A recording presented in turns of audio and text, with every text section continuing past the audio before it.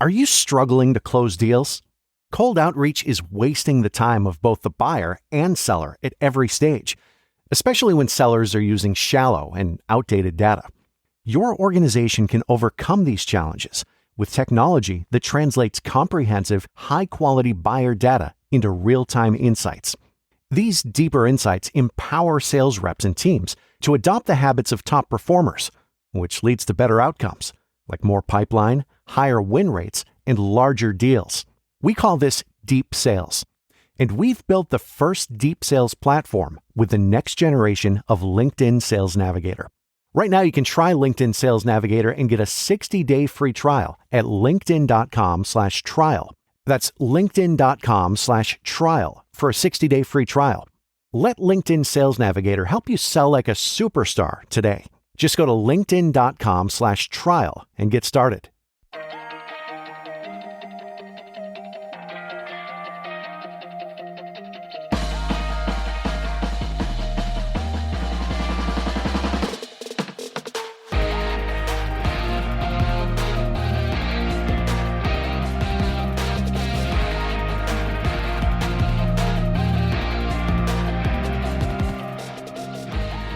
Welcome back to Criminality, the podcast. The podcast. That's it. Just ... the podcast. The podcast, because loving reality isn't a crime. We do love reality TV, and we do love true crime, and we do love making this podcast, don't we, Melissa? Absolutely. I have been looking forward to this since the last time we did this, which seems like a long time ago. It does. And one of these intros, we're really going to nail it. We're going to come in strong with a strong lead. Today was not it. Nope, Sorry. not today. So today is not my day, not your day either. Not forgetting that, but it is our day to record, and I'm glad about that because we haven't talked in a while. I know. You've been busy. You have taken an interesting trip here recently, Rebekah, that I can't wait for you to share these details. And I want to feel like we're there with you. I need to explain everything. What happened? I am so excited to share this with you, Melissa, and you, dear listeners, because not many other people care. But so first of all, it was great to travel. We obviously, like many people, haven't traveled in over a year, Right. But me and my daughter are vaccinated, and she just went through the whole college application process this school year, kind of sight unseen, right? We saw local schools here in the New York area, but nobody had official tours. And anyway, so she's gotten her rejections and her acceptances. Mm-hmm. And so we're looking at what her viable options are. And one of them is in California. And it's really hard to imagine going to college in California when you live on the East Coast without seeing it, right? You know? So I'm like, I guess we have to go to Malibu. We have to. Because that's where the college is. So so my daughter and I took a really aggressively short, jam-packed long weekend, and we did LA and Chicago to look at a couple of colleges. None of this is interesting to anybody because you don't know my daughter or care where she's going to college.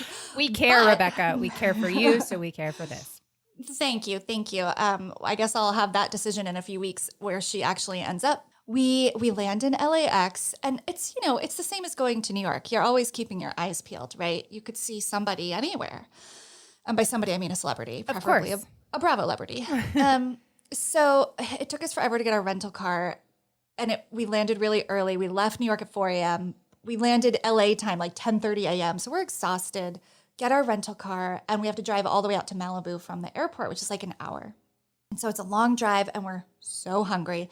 But I had this trip, Melissa, you would be proud. I think this was like a Melissa-style plan. Because I get the sense you're a planner, that you don't like wing it. Absolutely not. Ever.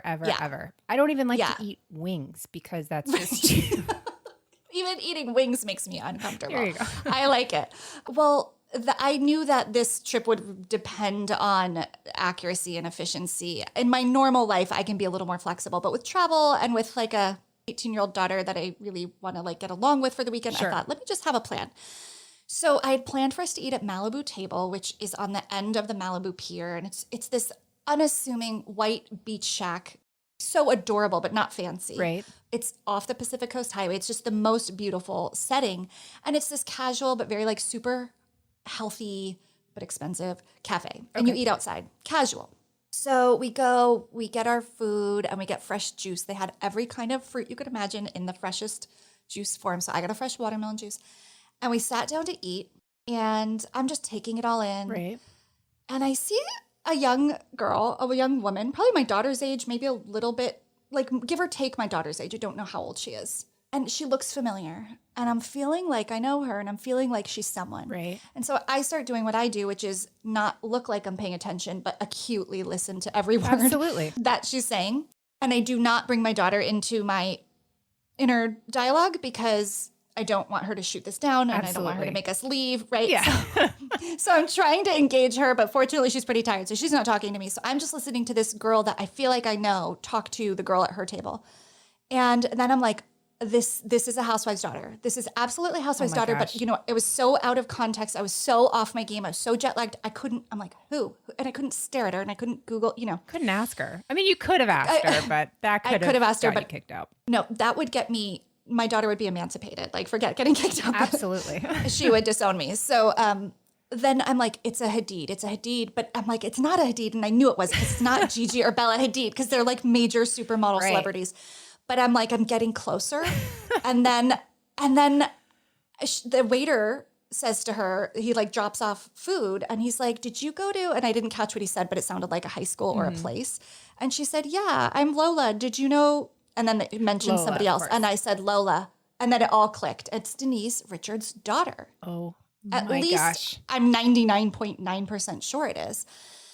So here's what I gathered. I like that there's still doubt, by the way. There's still 0.01% doubt that a Lola in Malibu who looks like a housewife's daughter might not be Lola.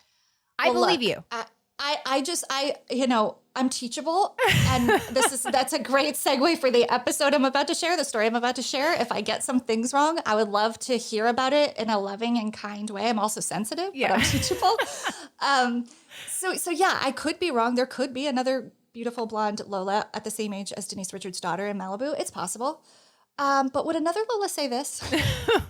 So speaking of the Hadid, so now I'm just hanging on their every word. Sure. And they're so cute because they're just these young girls having this conversation about celebrities and like celebrity crushes and who's this and who's that. They're talking about A-Rod and J-Lo's breakup, like who breaks up with her and who cheats on her, rather.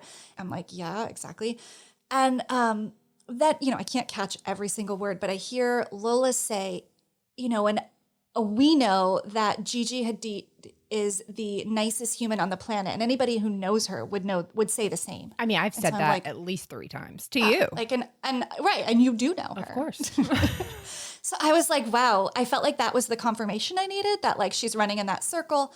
And then the interesting thing, and this takes a little more, I guess you could say I'm using context clues and it's not as conclusive, but she said, they're talking about dancing, and then she was like, oh my God, did you see Ava's mom's most recent TikTok? Now, Ava. Okay, so then my wheels start turning. And I think, well, Reese Witherspoon is very active on TikTok. She is. Much to her kids' chagrin, I've noticed. I mean, it's playful, right? Sure, like she's on there and they're like, okay. So they were talking and laughing about that. So maybe they're also friends with Ava Philippe. Yeah. I guess is her name, Witherspoon Philippe. I feel like you had a very beautiful mind moment where you're just pulling in different clues. Sipping on a watermelon juice and your eyes are just way going out. You're just taking it all in. That is exactly what was happening. It was like, yes, it was like a reality version of a murder room. I was like, every show I've ever seen, every social media post Red I've ever seen was all strings. converging. Yep. So it was just really fun. She said some other things about design school, and she's designing a handbag line. Maybe, don't quote me. See, this is where I get nervous that I'm gonna like put out the wrong scoop. But one thing that was interesting too that she said was, I just sometimes feel guilty for the success I've had, that it's unwarranted or undeserved. And then her friend was doing the sweet friend thing, like, absolutely not, don't think like that. And so it was just such an interesting little window. Then I let my daughter into the fact on who it was, and she was like, do not turn around, do not pick up your phone, do not go over there. So she sharply brought me back to reality, but that was fun. That is so cool. You text me in the middle of this, and I don't know if it was the middle of it. I don't know where you were on the timeline, but I was losing my mind.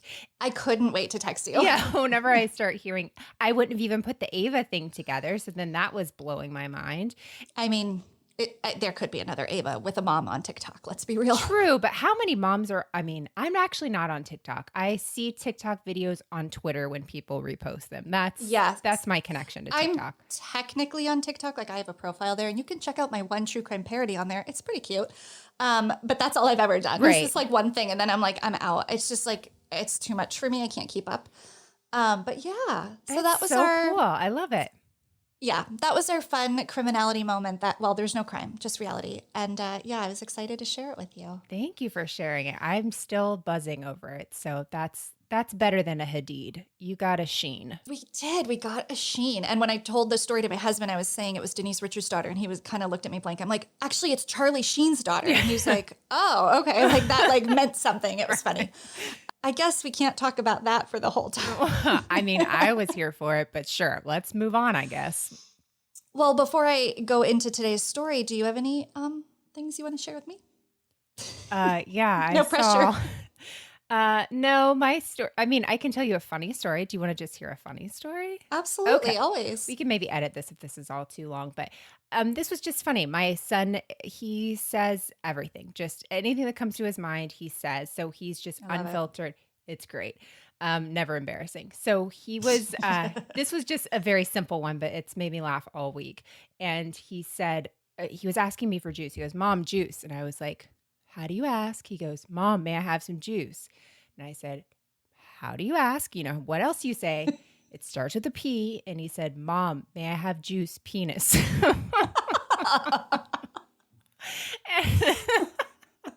It does start with a P. I mean, thank you for that. But it was in front of my sister and my brother-in-law, and they were just dying. My gosh. It's made my whole like 2 weeks.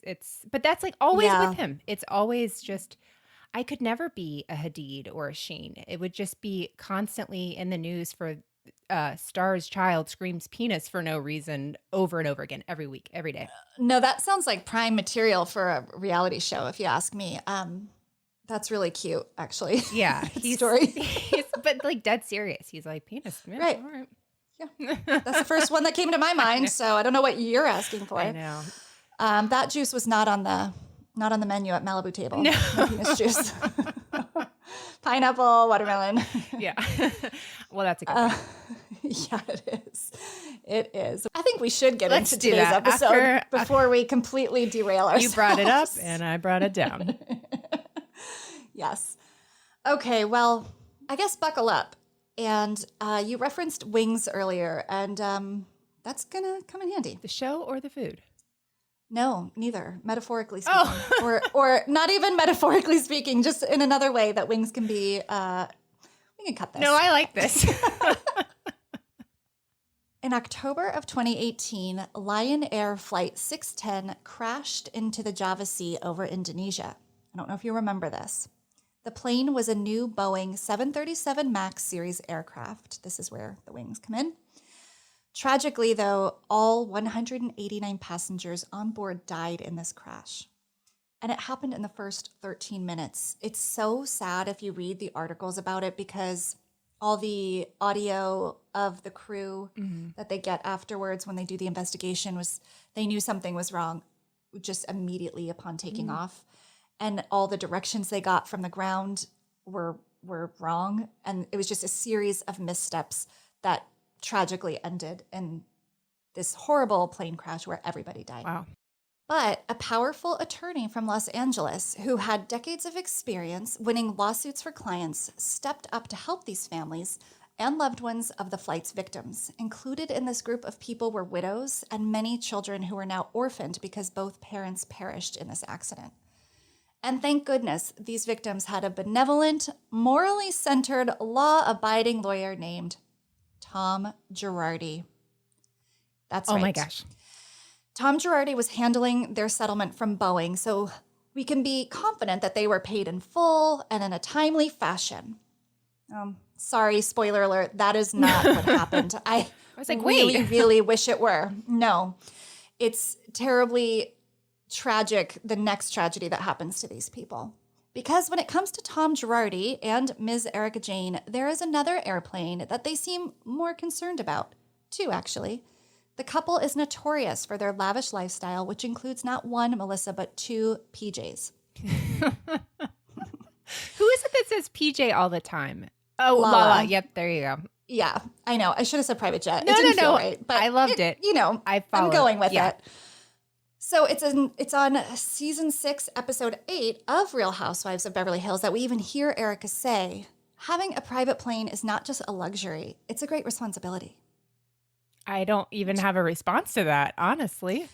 Well, there is none. And speaking of responsibility, Tom has allegedly completely shirked all of his, and it's appalling. So as you all know, probably, if you're listening to this podcast and you're here right now, you know Tom Girardi is in major legal trouble. And as a result, Erika herself is in a pretty big mess.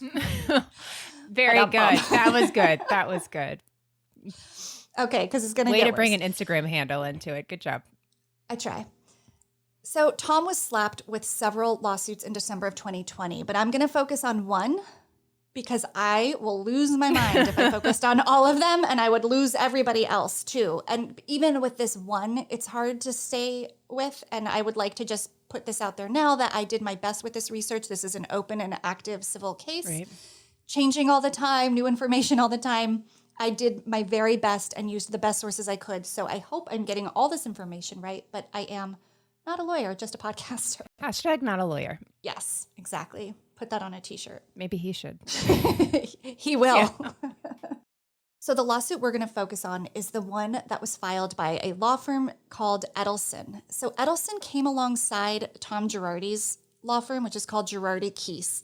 Sometimes I'll call it GK just for short. Okay. So Girardi Keese is Tom's law firm.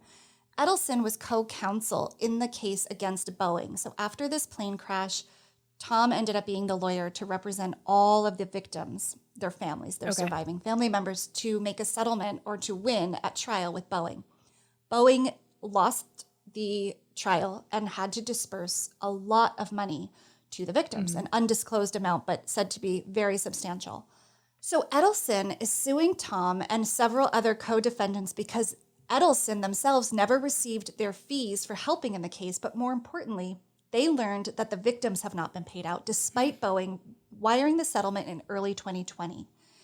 Again, this is an undisclosed but very substantial sum of money. According to Reuters, Edelson said it became aware in the summer and fall of 2020 through a series of conversations with Tom Girardi and other lawyers at his firm that GK, the firm, had not made full payments to clients whose cases Boeing had agreed to settle, even though Boeing had allegedly already transferred settlement funds to Girardi.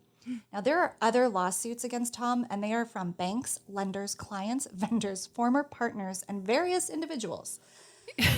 I wish I was one of those individuals at this point. Just throw us in the mix. Yeah, there Why you go. not? There are so many. Get in line. Yeah. Pick a number. So we're hearing about this, at the end of 2020, but the trouble started long before, like they often do. When we start seeing something going wrong legally, there's usually a story that started not just recently, right? So let's go back, but not too far. Tom's 81. We try to keep these around an hour. So Tom grew up in Los Angeles. He attended Loyola High School, and for college, he earned his BA from Loyola Marymount University. He got his JD at Marymount's Law School. After that, in 1961, so we're just in 1961, he's already done with college. In 1961, he got his LLM from NYU Law School. So an LLM is an advanced law degree, which I'd never heard of. It's sort of a master's of law, and not all lawyers get them. It's pretty prestigious, especially from a school like NYU Law. And it was not long before his career that he became super successful and started setting records. He went back to LA to practice, and in 1970, he was the first attorney in the state of California to win a medical malpractice award for over $1 million. It's a lot of money today. It was a ton of money in 1970. But he's probably best known for his work representing the victims of Pacific and Electric, which is an energy and utility company that ultimately paid out $460 million to 650 residents who experienced cancer and other diseases from contaminated water that leaked from a gas pump in their neighborhood. Mm-hmm. Does that sound familiar to you? It doesn't. No, I'm sorry. Okay. That's okay. It is the real life case that inspired the movie Erin Brockovich. Okay, yes, I do know that. Okay. Yeah. So, of course, that starred Julia Roberts. She won an Oscar for it. And Tom even consulted on the film. Huh. So in 2003, he was inducted into the Trial Lawyer Hall of Fame by the California State Bar, and he was a schmoozer, right? Obviously, he's a successful lawyer, but he hobnobbed in Hollywood. He knew judges, he knew Hollywood executives, businessmen, and he had political connections. He donated a lot of money to campaigns, and that also positioned him to have some power, which will come up later. He was also said, though, to be very kind and charismatic. Nobody described him as a typical lawyer who's kind of a hothead. Right. He wasn't like that. People thought he was a really nice guy. Now, the type of law Tom specializes in, I guess we can say past tense now, his law license has been revoked. Yeah. It's consumer law. So these are class action lawsuits, and they're called contingency cases. So, you know those commercials that are like, have you been injured in a Right. automobile accident? Like, call me. It's exactly what that is. And in these cases, the attorney foots the whole bill for the investigation, the filing costs, the depositions, Right. hiring experts, the whole thing. The plaintiff spends nothing. The lawyer brings it to trial and they win. The lawyer will get reimbursed for the money that they've spent, Right. and then they'll take a fee on top of that, and then the rest of the settlement goes to the plaintiff. Okay. So it's a really great design. I mean, a lot of lawyers do this because there's a lot of money to be made in it. Right. But it's by design worked to help the average person who cannot hire a lawyer in these situations get some kind of Yeah. compensation when something wrong has happened to them. So standard fees, once you win, run from 22 to 33.33%. 33.33% is the norm in most major cities.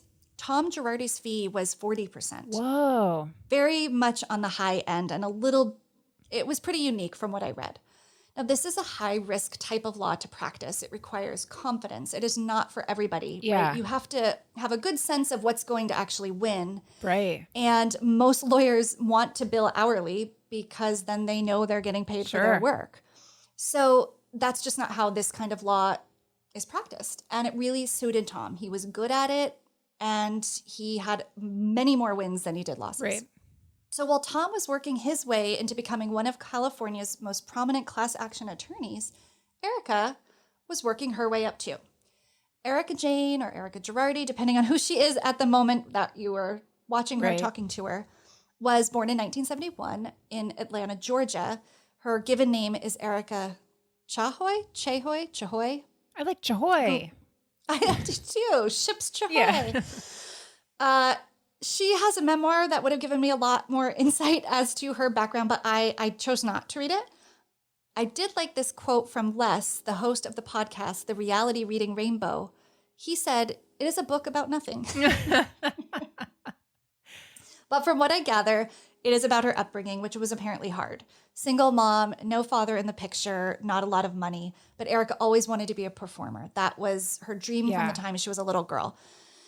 So after graduating from high school, she moves to New York to get her big break. The big break never happened, but she did. This is really cool. It's not a reality show fun fact, but it is a fun fact about TV. She did get a part on Law & Order. It was the first episode of Law & Order ever, Whoa. 1990. Yes. And so that means that she gets to have the accolade of the first person to ever die on Law & Order because she died Wow. on it. And there's been millions since then. Thousands at least. But only one first. Yeah. Now, her character didn't have a name, so literally she is known as the first victim to die on Law & Order. But the title of the episode, if you were dying to go Google it, which I know some of you will be, is Prescription for Death. Wow. So a couple years later, yeah, sounds about Yeah. right. She got pregnant at age 20, and she married the dad, who was her boyfriend, Thomas Zizzo. They had this baby, and it's still Erika's only child, and they named him Thomas and called him Tommy. So that would make 3 significant Toms in her life. What does that remind me of? Oh, on Parks and Rec, whenever are you a Parks and Rec fan? Oh, Ron Swanson, he marries somebody named Tammy. So then he has an ex-wife named Tammy, Tammy 1, Tammy 2. And then you find out that his mom's name is Tammy, and it all kind of comes together, all these issues. Oh my with gosh. it. Yeah. Yeah, so that's a psychological thing. Yeah. And there's some Freud going on there. There's more to that story. Yeah. So it's during these years that she was a go-go dancer at Shakers in New Jersey, which we, of course, saw in Real Housewives of Beverly Hills season 10. I think it was the premiere episode. She takes the women to see her old place yeah. of employment. And another fun fact, Danielle Staub used to be a dancer there as well. What she decides to do next is a little bit unconventional. Erika looks around New York. It's just not happening for her there. And she really thinks Hollywood, LA is where she needs to go to push through to the next level. So she moves there, but she leaves her son with her ex. Now they divorced, so they're not together anymore, but they're co-parenting. She moves alone to LA, leaves little Tommy with her now ex-husband Tom to go to California. And Erika's son spent summers, spring break, alternate holidays with her in California, but the school year is really, he was just in New York.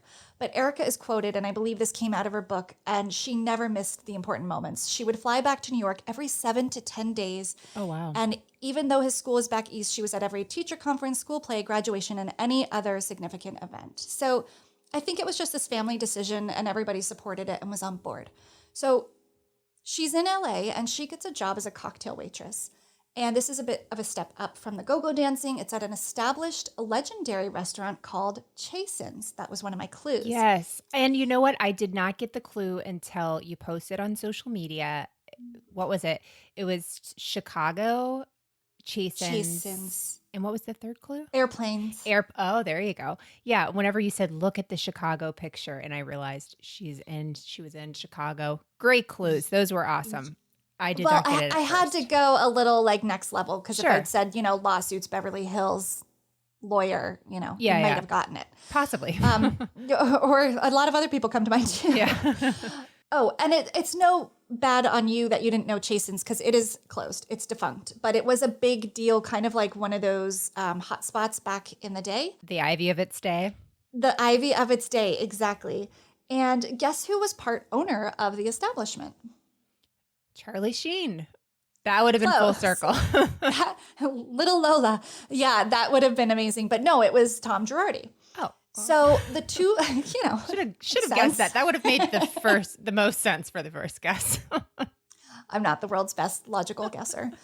So these two strike up a somewhat unlikely friendship. They have a 33-year age difference. And after a year of getting to know one another, Erika stopped dating this guy that she was seeing. She was now single, so she slipped him her phone number the last time he was at the restaurant, which was a lot because he was part owner, so he had his own table. He did lots of meetings, lots of power lunches, and apparently they had like a very friendly, flirty repartee back and forth and really liked each other.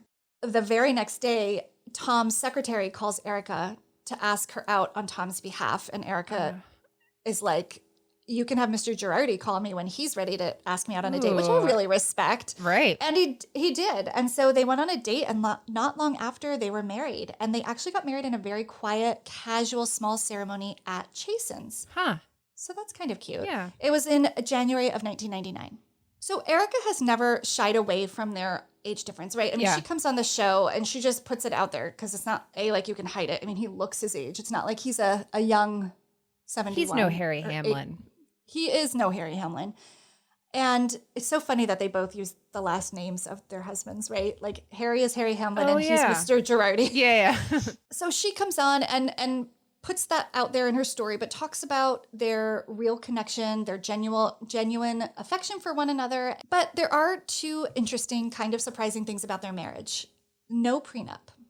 So Tom is a lawyer, and Erika was a waitress, 33 years his senior, but they did not draw up a prenuptial agreement. Quote from Erika says, "It never came up. Let's be serious. Mr. Girardi knows the law so well that a prenup is not going to do SHIT. As any lawyer will tell you, there is always a way around a prenup, even if you think it's ironclad." So I think you can look at that two ways. They really genuinely loved each other, and she foresaw being with him long enough that maybe he'd die. And he's older, so she would naturally become the recipient of most of the wealth, I would think, when you're married that long, even without a prenup, right? Because it's like communal property. Or they had some kind of other arrangement. That is total speculation. But there was buzz about that. The other surprising thing about their marriage is that they don't wear wedding rings. And that's because Tom refuses to wear one. That's simple. Reminds me of another Tom, actually. Please don't let it be about Tom.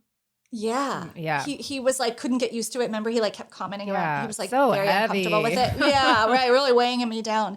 But that is what also Tom said. Quote, after our engagement, Tom said, listen, I'll buy you anything you want. I don't care what it is. You name it, I'll buy it. But I'm not wearing a wedding band. I never have. I never will. I don't like it. It's uncomfortable. Please don't ask me to. And he wears neckties. That's literally choking your neck constantly. Always in a suit and tie. Yeah. Yeah. And this is his third marriage, so he would know if he liked them or not. So he's had a few rounds to figure not it a out. fan. Yeah. So they had their own rules for sure, and it was working.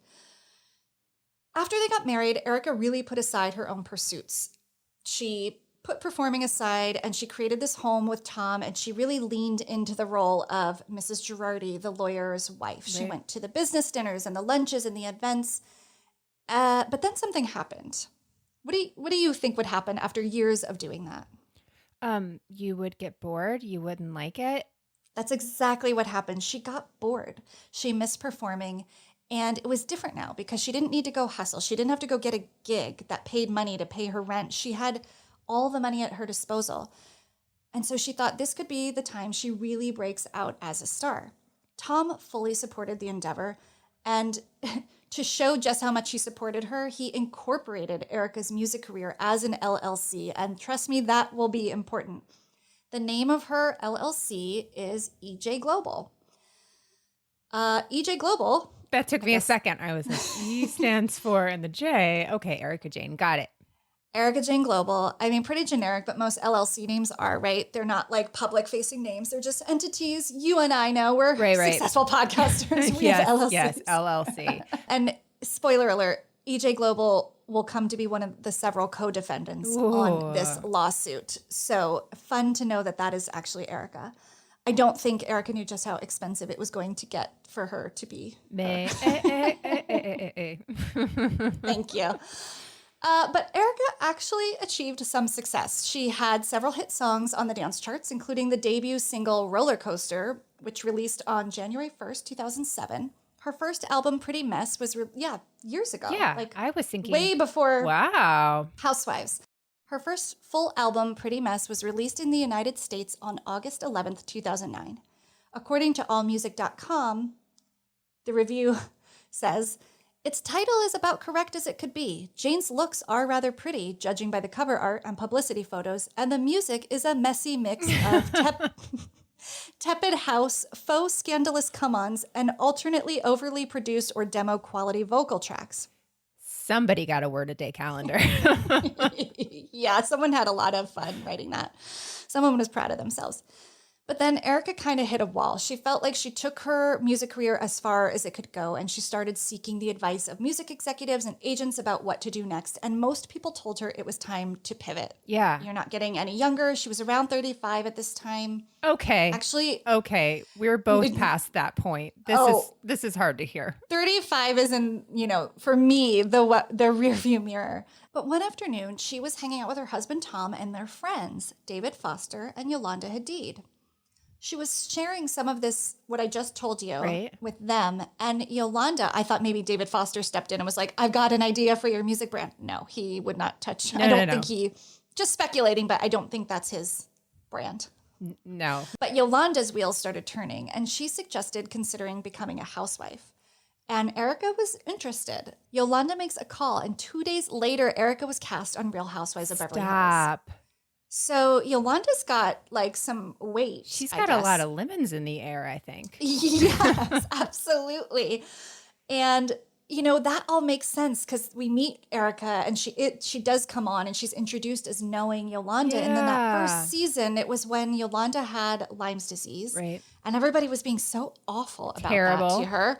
But Erika was the one in real life who was her friend and kind of supporting her through all those treatments. And so I was rewatching that season, and I have to say, I see an affection for Yolanda and a warmth from Erika to her that I don't see present in the other friendships with the other women. Now, is it because her husband is David Foster and she, I don't know. Was it part of some... Right. Is it more... Have you ever had that moment when you're leaving the house and you wonder, did I lock the door? Or worse yet, you start spiraling and you imagine all the what ifs. I used to feel that way all the time, but it wasn't until a few years ago when I heard about a break-in just a few blocks away that I realized I needed to really step up my home security game. And now I can spiral about the what-ifs on things that don't matter, like reality stars, instead of the what-ifs of home security. We've had SimpliSafe protecting our house for the last few years now, and it's a total game changer. With SimpliSafe's Fast Protect monitoring, I know within 5 seconds if something's actually up, and the lifeguards can actually speak to intruders to stop them. That's faster than a reality TV star can throw a drink. One of the things I really love the most is you're not locked into some over-the-top 90-day fiancé level contract drama. SimpliSafe is actually affordable as well, less than $1 a day with no hidden fees, so it's easy to love. It's no wonder they've been named Best Home Security Systems by U.S. News and World Report for 5 years running. Whether you want to install it yourself, it really takes less than an hour, or have a professional handle it, SimpliSafe is as easy as flipping channels between Chimp Crazy and The Secret Lives of Mormon Wives. So why wait for the drama to happen? Get SimpliSafe and know your home is covered just like I did. Protect your home with 50% off a new SimpliSafe system, plus a free indoor security camera when you sign up for Fast Protect monitoring. Just visit simplysafe.com/criminality. That's simplysafe.com/criminality. There's no safe like SimpliSafe. Okay, it's time to commit. 2024 is the year for prioritizing yourself. Begin your new smile journey with Byte, and you could start seeing results in just 2 to 3 weeks. Just order your at-home impression kit today for only $14.95 at Byte.com. Byte clear liners are doctor-directed and delivered to your door. Treatment costs thousands less than braces, plus they offer financing options, accept eligible insurance, and you could pay with your HSA, FSA. Get 80% off your impression kit when you use code WONDERY at Byte.com. That's BYTE.com. Start your confidence journey today with Byte. Sinister, or did she just really like her and were they actually really friends? Yeah. To me, it really looks genuine. Mm-hmm. But I didn't notice it in rewatching it. Wow, I've never seen her interact or be so sweet and kind of sincere to the other women. Well, and it's hard to know sometimes, like a first season Housewife, they that's come true. off a little bit differently. But if Yolanda brought her in, it makes a lot of sense that she would have been friendly towards her. And for the record, Yes. one of my favorite, this sounds terrible, and they treated her terribly, but one of my favorite ending scenes to a season is whenever we see Yolanda in that freezing chamber thing right before it says she and David got divorced, but it like zooms out and you're just like, Yolanda, are you okay? This is not good, girl. Also, they did her dirty by that being like It was the terrible. final image. That is so not cool, especially if she's this, the one who can put a call in and make things happen. Yeah. How are they going to do that to her? I feel like Catherine McPhee got on the horn and she got involved. Rebekah gave the most, I don't even know the words for it. That eye roll, I'm afraid your eyes are going to get stuck in the back of your head. Well, here's a little more LAT. Ooh. I have it on good authority that she's really not a good person. Catherine McPhee? Yeah. Oh, yeah. I totally believe you. That's Radar all I on can mine say. tells me that. Okay. Oh, I wanted to talk about, so we meet Erika on that season, and a few episodes into her first season, she has the big dinner at their mansion in Pasadena for everyone to meet Tom. Oh, yeah, Because yeah. there's so much buildup about their relationship, and everybody's curious, like, how could this Erika Jayne persona, the sexual, performer, Right. have this like older conservative lawyer husband? They wanted to see how it all worked. And I found that whole dinner scene to be so cringy. I get this nervous feeling when Ken is on camera, and I get the same feeling when Tom is on camera. And respectfully, I'm not trying to be ageist, but they are older. Mm-hmm. And the wives are so high energy, so unfiltered. I get nervous they're going to say something or physically do something to harm them, i.e. Ken in the falling. pool. Yeah, that was a big one. So there's this weird stress for me that happens when I watch like an older husband meet the wives, because they're also kind of being a little patronizing when they meet him. yeah. They're like, hi, like, how are you? Can Like, you to, like, hear me? Yeah, exactly. So there was a little bit of that in the beginning, but then obviously the women get comfortable, they Right. have some champagne, and then they start going at it, and that's when Tom gets interrupted, and he did not like that. Yeah. So while I don't think he's a crazy hothead, he definitely, when he's speaking, expects to be heard. Sure. And I think he's used to courtroom type attention. Uh-huh. So that was a weird scene to revisit. But what Erika and Tom project on the show is that their Beverly Hills lifestyle, by way of Pasadena, was all, glitz and glamour and that they could keep up with the best of them. Right. But it was really all a house of cards that was crashing down. So according to the LA Times, Tom Girardi and his firm were sued more than 100 times between the 1980s and 2020, with at least half of those cases asserting misconduct in his law practice. So it turns out Tom is kind of shady when it comes to doing his business. This is what I learned. For lawyers to practice the kind of law that Tom does, it's very common to get loans, right? Remember how they have to front all the money to do the work, the investigation before trial? If you're an established law firm, especially one like Tom Girardi's, which is Girardi Keese, you can get these loans, and they are in the millions of dollars. And those float you until you get paid. Right. That's totally standard practice. The loans are also really high interest, so you don't want to have a lot of them, and you want to pay them off very quickly. What's not okay, what is a total breach of all legal 101 ethics, is co-mingling funds. That word is everywhere around Tom Girardi right now. I listened to a lot of lawyers weigh in on podcasts, and co-mingling funds is the biggest no-no. So when the defendant pays out to the plaintiff, they wire the money to the law firm. Their fees and expenses are taken out, and the rest goes directly to the victims. Right. A lawyer should never dip into the amount designated for the recipient of the settlement. This is where a really good bookkeeper would come into play, because that's a different job than a lawyer, right? Is managing the money. And it's also like a proprietary, you should have a healthy distance from that probably. Yeah. Well, in Tom's law firm, he manages all of the expense accounts. Wait for it. With pen and paper. Oh, well, we found the problem right here. This might be just simple math. Yeah. He lost that paper or ran out of ink. Something happened. Yes. So I'm sure there are some kind of computer records somewhere, but that is how he manages their books. And he's very private about it and likes to keep a tight rein on it. So apparently this is what Tom is being accused of doing. Taking the money from the victim's pot, basically, and paying off other people. And he does it again and again and again and again. And it isn't just victims he owes money to. It's investigators, experts, co-counsel, clients, even family and friends.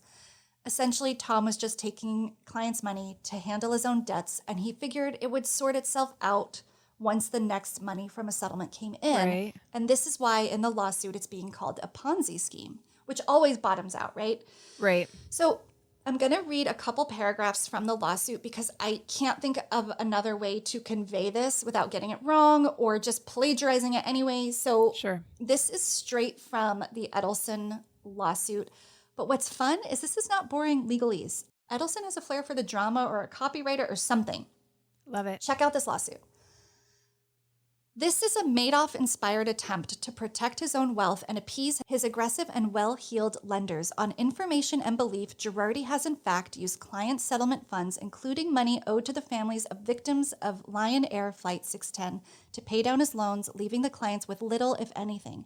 Tom Girardi and his law firm Girardi Keese are on the verge of financial collapse and locked in a downward spiral of mounting debts and dwindling funds. They presently owe tens of millions of dollars to clients, lenders, co-counsel, settlement administrators, experts, to name only a few, have tried in vain to forestall the payment of these debts with hollow promises, excuses, misdirection, and outright fraud. There's more. At the heart of this deception is defendant Girardi and his need to fund outrageous lifestyle for himself and his soon-to-be ex-wife, Erika Jayne, a.k.a. Erika, a.k.a. Jane. Tom and Erika have reached celebrity status in the glitz and glam world of Hollywood and Beverly Hills. Tom is a well-known and powerful personal injury attorney. Erika is a performer better known for her years-long presence on The Real Housewives of Beverly Hills, a show centered on the larger-than-life extravagances of its cast members. To keep up this celebrity status, Tom and Erika must project a public image of obscene wealth at all times and at whatever cost. And as a result, and most egregiously, Tom has resorted to embezzling the proceeds of settlements that should have been directed to his clients, including, as the basis for this complaint, the widows and orphans who lost loved ones in the tragic crash of Lion Air Flight 610 in order to continue funding his and Erika's lavish Beverly Hills lifestyles. Tom's downward spiral appears to have bottomed out. On information and belief, Tom's mounting loans and debts have piled up to such an extent that GK can no longer meet its financial obligations, and it is likely that GK will soon not be a going concern. But Tom's litigation financiers and other creditors, including Erika, are not the ones who stand to lose the most from this fall. Instead, it is the Lion Air clients and potentially other clients who stand to lose everything. That's because on information and belief, Tom has embezzled and redirected funds that were due to the Lion Air clients and, of lesser importance, plaintiff Edelson, to family members, friends, GK lenders, and other creditors. They really drove that point home. I know there was some redundancy, but I left it in there because he had a pattern and he was doing this over and over again. And Edelson wants to make it clear in the lawsuit, like, we are owed money and we don't care. We're not taking $1 till these people who were affected by this air flight get theirs. Then we'll worry about our money. They really seem to be advocating for the victims, but also they really want to take Tom down. Yeah. So as I mentioned, what has happened, and obviously this pattern has been going on for years and years. You can't amass that much in debt. Right. Well, you probably could quickly, but this took a little bit of time. So I started to wonder, if this has been going on for years, why did it just come to light? Why would 2020 be the year this came crashing down? But of course, Melissa, we all know what happened in 2020, right? Some people got their driver's licenses. Some people got their driver's license. COVID happened. So okay, that one. that's kind of what I was thinking. That's what you're going for. But I'm like, but how would COVID affect this? If anything, I would think it would get pushed aside. Like a lot of things fell through the cracks. Upon further investigating and listening to a lawyer talk on a podcast called Goodbye Glam Squad. There's already a podcast about this. I love it. Just dedicated I didn't just know to that. this. Yeah, Goodbye Glam Squad. They had a lawyer on and she shared that COVID did shut down the courts. So what that meant for Tom was the settlement stopped. The trials of all these cases stopped. So the funds stopped going in. So there obviously some cases go through, right? But they're going to prioritize them in terms of urgency and significance, and probably more criminal stuff is prioritized first. So basically the tap went dry.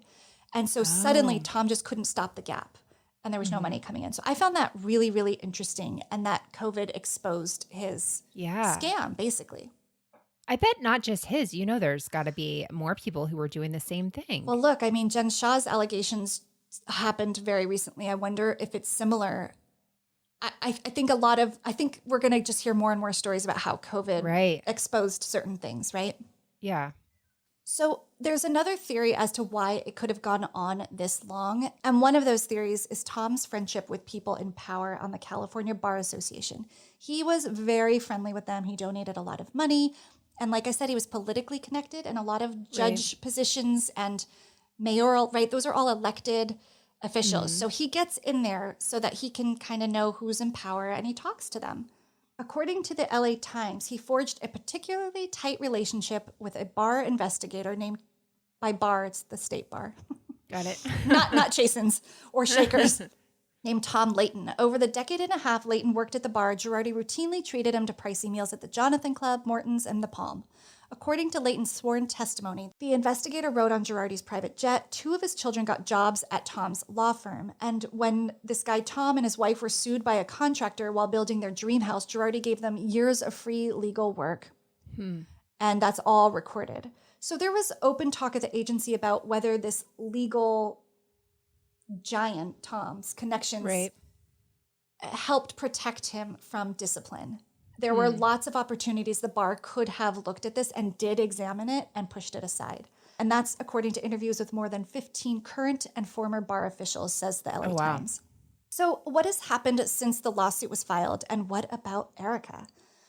We're wondering about the divorce, right? That actually happened in November. So the lawsuit officially came out in November. Did they know it was coming? We don't know. But 1 month prior to the lawsuit, actually on Election Day, I don't know if you realize that, but the day she filed for divorce was Election Day. Yeah. Which it was kind of like to slip it in under everything going on. I think like maybe nobody will pay too much attention to this because obviously our focus was elsewhere. So obviously there's speculation on, were they really going to move forward with a divorce, or is this a scam, a layer of the scam on top of a sham, right? So this is another excerpt from that complaint that addresses exactly this. Now, it's all alleged, but it is their belief. So Edelson in this lawsuit alleges, they're putting forth their belief, that the divorce is simply, and I'm quoting, "The divorce is simply a sham attempt to fraudulently protect Tom and Erika's money from those that seek to collect on debts owed by Tom and his law firm. This would not be the first attempt by Tom to hide and divert assets. Indeed, in a likely violation of the California Uniform Fraudulent Transfer Act, defendant EJ Global has allegedly received tens of millions in loans directly from defendant GK, of which Tom is the sole equity shareholder. So Tom's the equity shareholder of the law firm. Right. So loans is in quotes. I think that's him setting up her business, funding the business, all of that. Erika has requested that Tom provides spousal support during all of this in their divorce and that he pays her legal fees. Girardi, Tom, has since asked the court to terminate Erika's right to spousal support, requested that the reality star pay her own attorney fees. This is all according to court documents. So what does Tom have to say to the judge? The judge wants to know, why are you saying you can't pay spousal support and her lawyer fees? And at a virtual hearing, he says, quote, "At one point, I had about $80 million, probably $50 million in cash. It's all gone. I don't have any money," he told the judge, per the Los Angeles Times, noting, "I haven't taken a penny in salary out of the firm in over 2 years." So this is when the judge on December 12th freezes the assets due to the mishandling of funds for the survivors of the Indonesian plane crash. He also wants to get a handle on what the heck is going on between them and make sure that nobody can offload anything, hide anything. So it's frozen. The freezing of these assets extends to Erika, who was ordered by a judge to stop selling her clothes on an upscale resale site called Versatire Collective. I mean, she was selling clothes. Now, I know a lot of celebrities do that, but a lot of times it's for charity. Yeah. I think she was just trying to get some liquid money. Yeah. But the judge said you can't do that, noting that Tom could have purchased those clothes, and that makes them an extension of his assets, which are frozen. So okay. Well, she's saying they're gifts. I mean, I think a lawyer could argue, these were gifts. Even if he did buy them, it's fine for her to sell them. But, I thought you meant that she was selling them and he was going back behind her to buy them from her. And I could not figure out how the money, I'm like, that's double stealing from yours. I don't even know how that works. That would also be a really bizarre priority level of things to take care of first. He's got a new app on his phone. He's trying to buy, He's I want all her Versace. Yeah. So he is actually being held, Tom, in civil contempt for his lack of explanation as to where the money went. The judge is not satisfied with his answer. And that's what the civil case will be all about, is finding out precisely where all this money went. And civil contempt refers to behavior which disobeys the authority of court in a civil proceeding. It's not a criminal act. Right. He's not going to get arrested. But this is where I should mention embezzlement, fraud. Those are all words in the lawsuit. So right now, this is a civil matter. But the lawyers I consulted with, and by consulted with, listen to on podcasts, say they will not be surprised if a criminal charge comes soon after. Yeah. This is all reeking of prison time.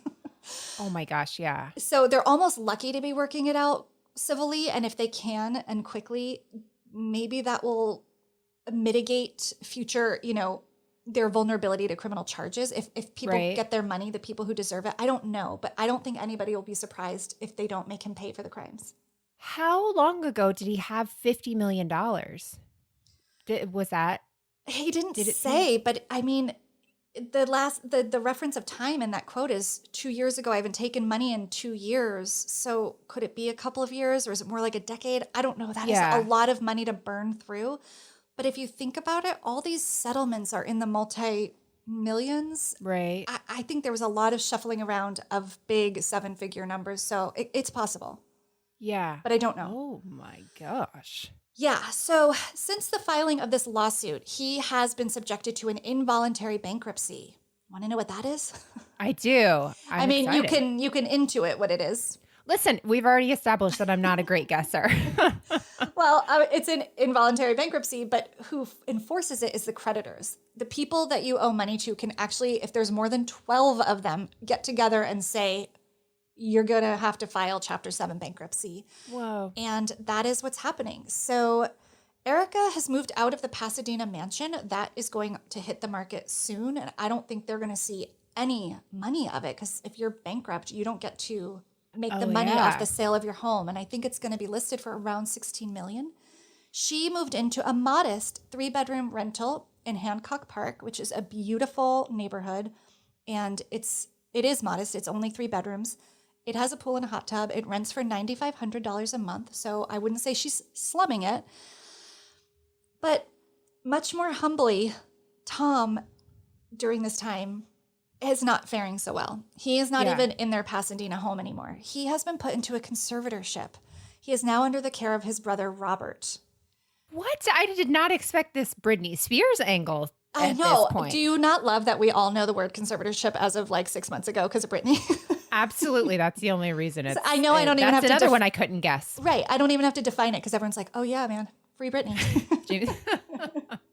So that's really sad. But again, well, let me tell you what Robert says. So his brother Robert told People magazine that Tom's state of mind has deteriorated to the point where he cannot care for himself without assistance, which, if true, is really sad. But of course, some people are like, is this a scam? Is he mentally competent? Is he trying to say he can't stand trial? Is he trying to absolve himself of responsibility? Is he going to blame these bad decisions on he didn't have his right mind? Right. I read more about his conservatorship, and it sounds like he has family members like his brother Robert and certain friends looking out for him to make sure he has what he needs in terms of, quote, sufficient food.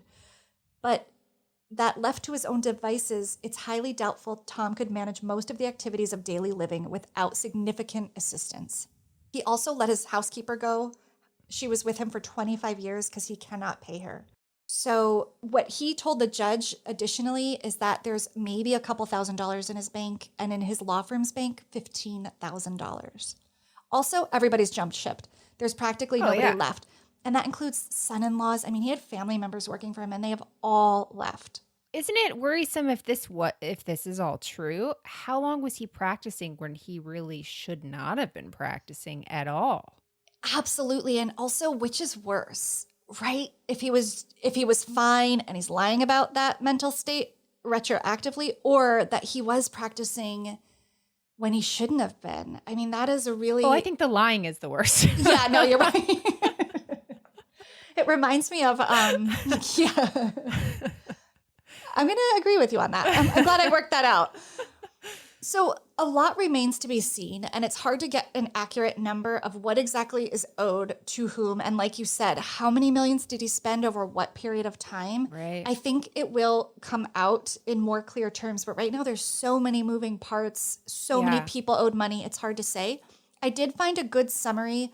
This is a trustee who is working on the bankruptcy case. Her last name is Miller, and she says that Tom's firm owes at least $26 million in settlement funds to anywhere from a dozen to hundreds of clients, $2 million of which is owed to orphans and widows of the 2018 Lion Air Flight 610 crash. The firm also owes $11 million to victims of a 2010 gas pipeline explosion in San Bruno, California. She noted that it's most distressing to find evidence that many cases have settled, but the clients have not received funds from the settlement. She added that new claims for unpaid funds are coming in daily. So not only is there a mountain of debt and people who are owed money, there's more coming. Like, I think this box has just been opened. Can you imagine the people from 2010 watching Erika Jayne travel internationally with her Glam squad, knowing that you've never seen a penny from this horrific thing that's happened to you, that you've won? It's appalling. And also to hear her brag about the $40,000 a month it takes for her to get her look. Yeah. Like, that is a thing that's just kind of gross to say. It is. Anyway, but when the money is, off the backs of dead people, I don't know how else to say it. I mean, not to be dramatic, but that is like so appalling. So I think a lot of people are wondering, a lot of people are excited for the new season of Beverly Hills because we're curious, what all are we going to see? So Erika is notoriously private, right? She's pretty reserved. We don't get a lot from her. And we don't know what she'll be able to say. I mean, I assume she's got a lawyer, but I haven't confirmed or read that. I think we're going to have to wait and see what all gets divulged. But I will say the trailer looks promising, and just in general, like, it's promising a better season than seasons past, which you and I have discussed have been pretty snoozy. Mm-hmm. So let's just listen to some of the things we hear, and let's hope there's a lot more coming. But this is just what she reveals in the trailer. Guys, Why don't we play this game where we say 2 truths and 1 lie? And we have to guess what's the lie. Okay. Okay? 2 truths and a lie. Let's hear it, Erika. Here it is. You ready? I did not see it ending this way. I was gonna hold that man's hand till he died. With any of the lawsuits, like, did you have a heads up? Is that why you got divorced? No, I did not. So let's break some of those down. After Dorit suggests playing a fun game of 2 truths and a lie like she made it up, she acted like she was like, coming up with the best idea ever. Erika says, 2 truths and a lie? Here it is. You ready? I did not see it ending this way. I was going to hold that man's hand till he died. Let's talk about that one for a minute. Yeah.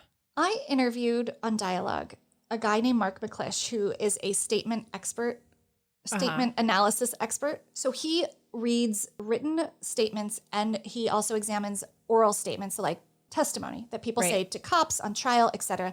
And he has a method of detecting the veracity of truth that someone is telling. And he has a theory that everybody wants to tell the truth and you should believe what people tell you. Even people who are lying to get out of things are going to say as much that is true as possible.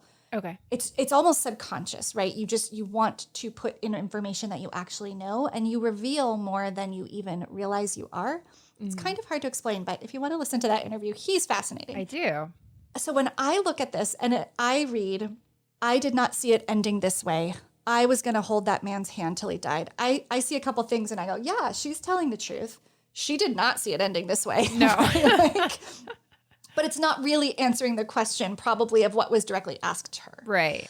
And then she says, I was going to hold that man's hand till he died. Well, interesting to call him that man and not Tom. Yeah. And till he died, I don't know. I think that's a very ominous statement. I was going to hold that man's hand till he died. And it's also disempowering herself. Like, he has done this. It's removing herself from the activity.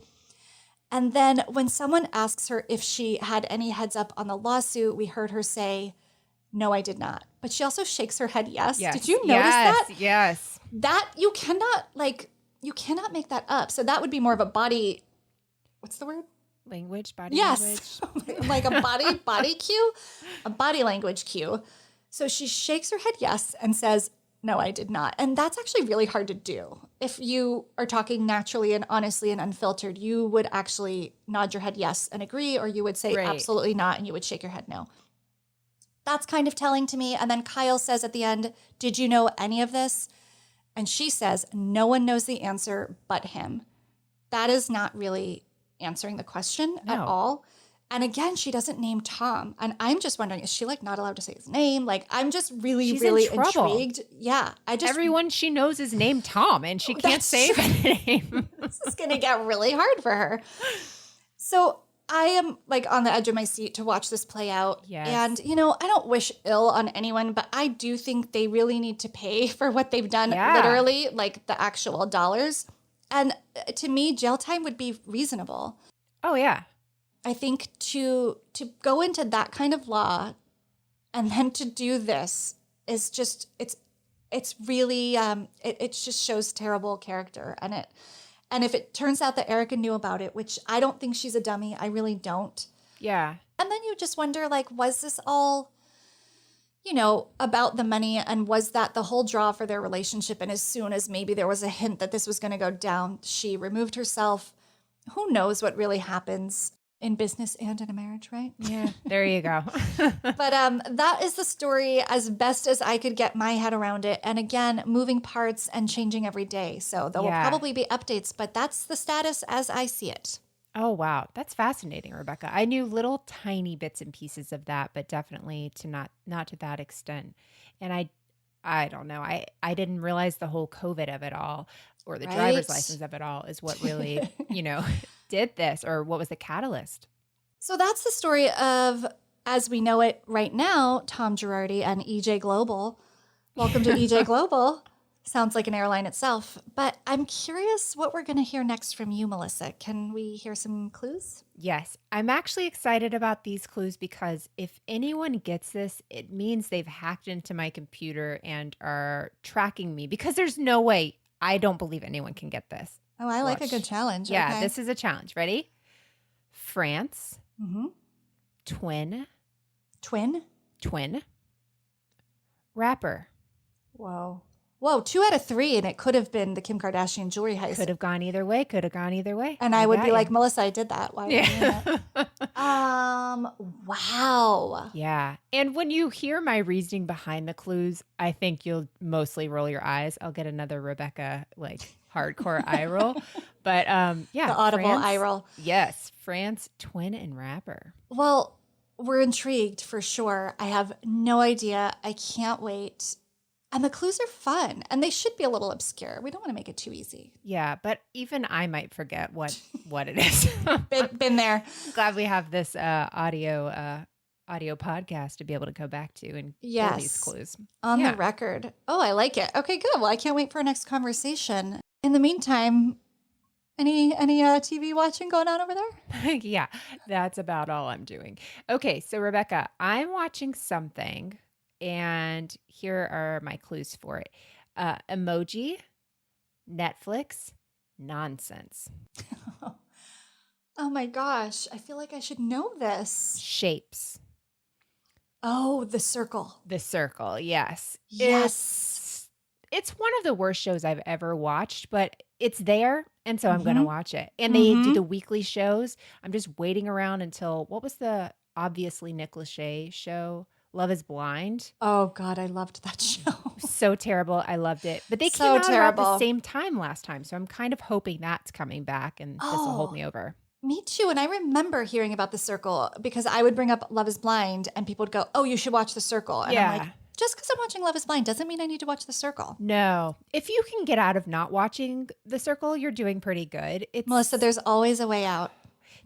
Well, now my daughter's watching it. So her and I have our favorite. So that's kind of a fun thing to do with her. That is fun. But it's people talking in emojis, which just I hate. They're like, and hashtags all the time. Hey, Rebekah, heart. Hope you're doing great. Mind blown emoji. Circle, send. Hashtag girl gang. No thanks. So do they not meet? Is this where they don't see each other? Right. They don't meet. And you're trying to be the most popular player, and you get to be an influencer if you are. It's really everything that's wrong with our society. Right, like wrapped making in a one show about it. Mm-hmm. Yeah. But some people are catfish. So there's like an older gentleman who is playing a younger guy, and there's a girl who's playing her husband. So those are kind of fun, because last year one guy was a catfish, and he was like pretending to be a girl, and he's like, yeah, I hate when I'm on my period and like my left side hurts every month. And they're like, you see the girls reacting to it, they're like, mine's both sides. You know, he just clearly has no idea what he's talking about. So that was bold of him. They were all talking about cramps and stuff. He's like, yeah, when my left side hurts. And they're like, that and you just is really funny. You're like, that's appendicitis, sir. Yeah. It was funny. Yeah. So it's nonsense. If you're watching it, please tell me who your favorite is. Mine is Courtney. My daughter and I love Courtney. He is hilarious and like a pop culture kind of guy. Yeah. And there's a girl from Too Hot to Handle On. She's very obnoxious. Her name is Chloe, but she's like good for the show. You know, whenever you're. Yep. Yeah. So those are fun to watch. I don't like her. Wouldn't want to meet her. I'm sure she's a nice person. Actually, I'm not. Not so sure. But I think that's her gimmick.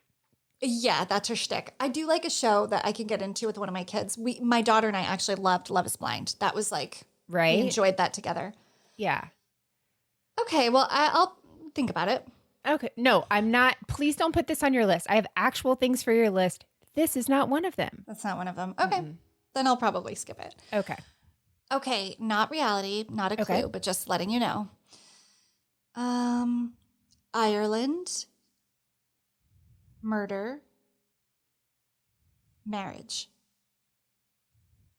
I want to watch it, but I have no idea. What's it on?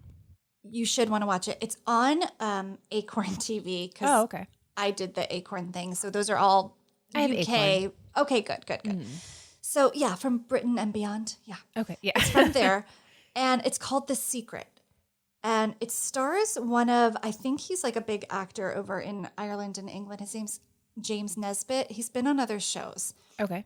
And it's crazy. It's this little Northern Irish community, and it follows this kind of very religious church, not a cult, just religious people. The Secret, and it's about just not a cult. Okay. Hashtag not a cult. And there's 2 couples in it. And basically the man from one and the woman from the other, opposite couples, fall in love with each other. Sure. And it happens. And they basically, instead of just having an affair, the man comes up with a plot where they should create the most complicated suicide plan where they murder their other spouses. This isn't a spoiler. It happens in the first few minutes. Sure. And they stage it to look like both spouses committed suicide. Okay.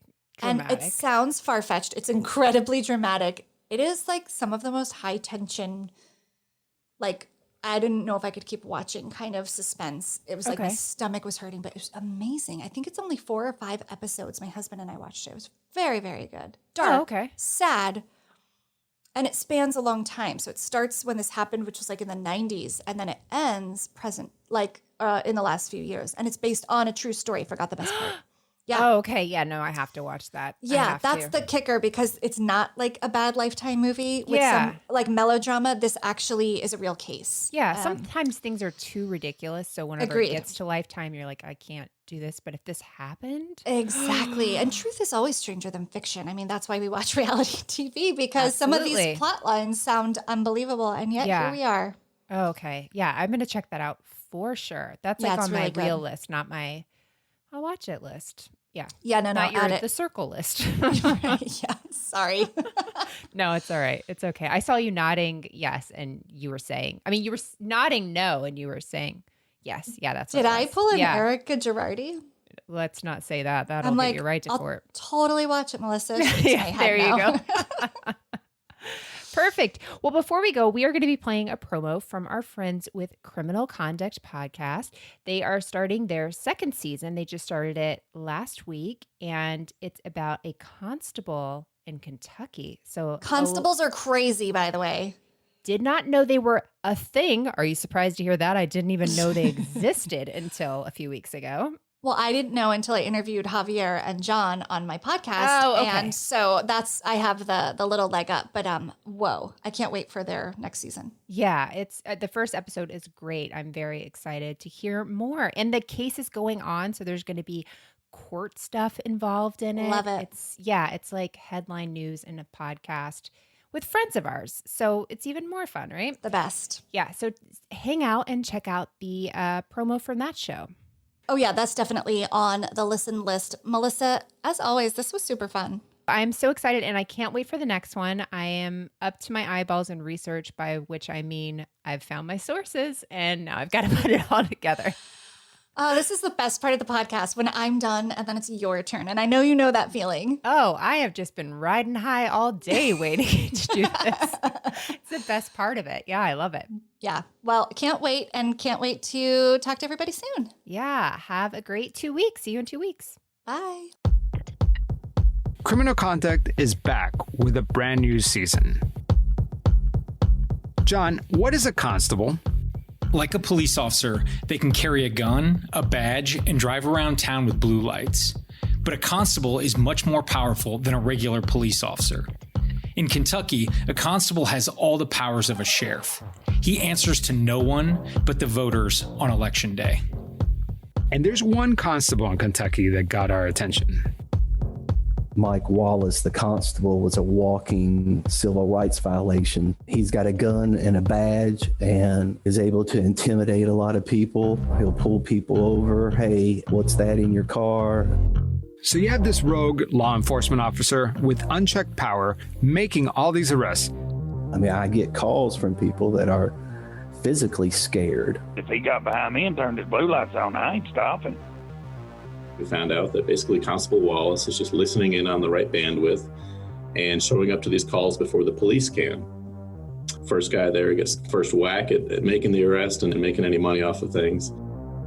But how does a constable make money in Kentucky? Constables can keep up to 85% of the cash that they seize and a percentage of the proceeds from the property they take. But other constables have found other ways of making money. The one constable that we're talking about this season has been accused of shaking people down and stealing their cash. This guy that you bought these pills off is the father of the constable who steals dope, gives to his father to sell. It's been long known that this has been going on for years. I said, now it's only a matter of time before they come and get us. So they had a key, they opened the door, and they walked in on you guys sleeping, and you woke up to a bunch of cops with guns. Right. Woke up with two guns in my faces. That must have been terrifying, huh? Yeah. Listen, when you got a constable is out here hooking and crooking people and making more arrests than the state police and the local DEA. You know, it's kind of like giving the fox the keys to the chicken house. This Wally guy is notorious for planting drugs, stealing shit. Everybody knows it. We just can't nail him. He said, but you know what? You just might be the difference. You're not a bad man, you're not a bad man, I'm not a bad woman. You're not a bad man, you're not a bad man. From the creators of Twisted and Pretend podcast comes season 2 of Criminal Conduct. The new season starts on April 16th. Subscribe wherever you listen to podcasts. I'm not a bad woman.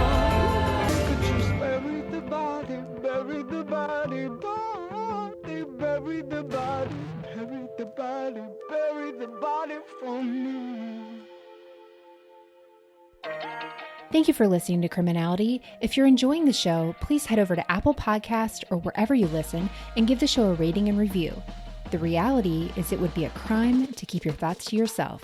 And come join the fun outside of the podcast and follow us on social media. We are at Criminality Show on Twitter, Facebook, and Instagram.